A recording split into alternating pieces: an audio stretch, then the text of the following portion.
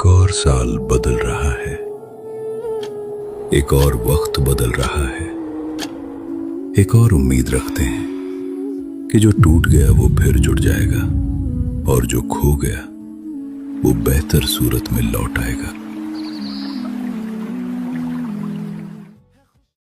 এই বছরের শেষ প্রান্তে দাঁড়িয়ে ভাবি কত কিছু পেলাম, কত কিছু হারালাম।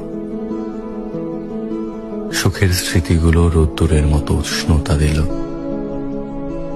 আর বিষাদগুলো ছিল কুয়াশার মতো অদৃশ্য বাধা।